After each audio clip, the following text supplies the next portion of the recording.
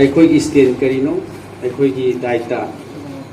ꯀꯔꯤ ꯂꯧꯗꯣꯔꯤꯕꯅꯣ ꯀꯔꯤ ꯐꯤꯔꯦꯞꯅꯣ ꯍꯥꯏꯅ ꯍꯪꯕꯤꯔꯤꯕꯗꯨ ꯌꯥꯝ ꯊꯥꯒꯠꯂꯤ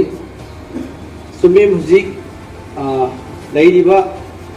ꯃꯅꯤꯄꯨꯔꯗ ꯂꯩꯔꯤꯕ ꯃꯌꯥꯝ ꯑꯃꯗꯤ ꯇꯣꯉꯥꯟ ꯇꯣꯉꯥꯟꯕ ꯁꯤꯚꯤꯜ ꯁꯣꯁꯥꯏꯇꯤ ꯑꯣꯔꯒꯅꯥꯏꯖꯦꯁꯟ ꯃꯔꯨꯑꯣꯏꯅ ꯃꯥꯡꯗ ꯂꯦꯞꯄꯤꯔꯤꯕ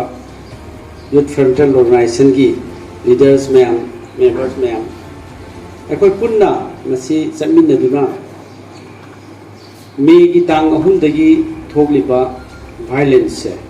ꯃꯁꯤ ꯂꯣꯏꯁꯤꯟꯅꯕ ꯍꯣꯠꯅꯕꯗ ꯃꯌꯥꯝꯅ ꯈꯜꯂꯤꯕ ꯋꯥꯈꯜꯗꯨꯃꯛ ꯑꯩꯅ ꯈꯜꯂꯤ ꯂꯣꯏꯅꯅ ꯃꯌꯥꯝꯅ ꯁꯣꯂꯨꯁꯟ ꯑꯃ ꯄꯨꯔꯛꯅꯕ ꯍꯣꯠꯅꯕ ꯃꯗꯨꯗ ꯃꯌꯥꯝꯅ ꯑꯩꯈꯣꯏ ꯇꯥꯟꯅꯔꯒ ꯇꯧꯁꯤ ꯍꯥꯏꯕꯗꯨ ꯑꯩꯈꯣꯏ ꯆꯞ ꯆꯥꯅ ꯑꯩꯈꯣꯏꯁꯨ ꯁ꯭ꯇꯦꯟ ꯂꯩ ꯃꯔꯨꯑꯣꯏꯅ ꯍꯧꯖꯤꯛ ꯊꯣꯛꯂꯤꯕ ꯏꯔꯥꯡꯁꯦ ꯑꯩꯅ ꯈꯤꯇꯪ ꯊꯝꯖꯕꯗ ꯁꯔꯀꯥꯔꯒꯤ honourable chief minister council of minister ꯑꯃꯗꯤ ꯁꯔꯀꯥꯔꯁꯤꯗ ꯁꯄꯣꯔꯠ ꯇꯧꯔꯤꯕ ꯑꯣꯅꯔꯦꯕꯜ MLA ꯈꯨꯗꯤꯡꯃꯛ ꯃꯁꯤꯒꯤ ꯍꯦꯟꯅ ꯗꯥꯏꯇ ꯂꯩ ꯂꯣꯏꯅꯅ Honorable Chief Minister the Council of Minister with the support of ruling MLA mayam sina lepakpa masidi mayam gi oiba leba sida irang se tholakpa matamda awana yaudaba community su loinamak effect tawi aduna sarkar na loisinge ana hairakpa darkar leibada masi sarkar gi oiba wareti oi makoi gi responsibility oi tagum sum loisinda bo honabada parja mayam adigi opposition da leiriba MLA mayam se masi gi darkar nei hairaba ekoi fully support to ekoi fully support to kari kum kanda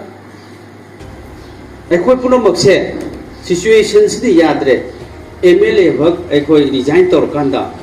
anova plan nama tawrasi haira bhakta we are ready to do that ekoi lon support to aduna mayam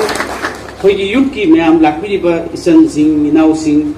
maruma pang mayam lakpiriba mayam sina khadi bo khanduma ekoi ngasidi yam ware leiriba hiram khudi makta ekoi shokchille adegi nung makangdana misi minawa tengtha khol leiriba mayam singse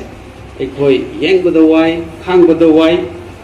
amasung tahoidaba thogok thorom mayam ama khoida koi marak thingnariba mayam singse aduki mati ekoi wa khare ekoi tumina leibangam de amasung ekoi gi sab chana thingnaba yaba haiba yaba mayam de kosu haiduna leibani adubu hujik youth frontal organization na ekoi gi stain karino haina aina repeat tawjarabada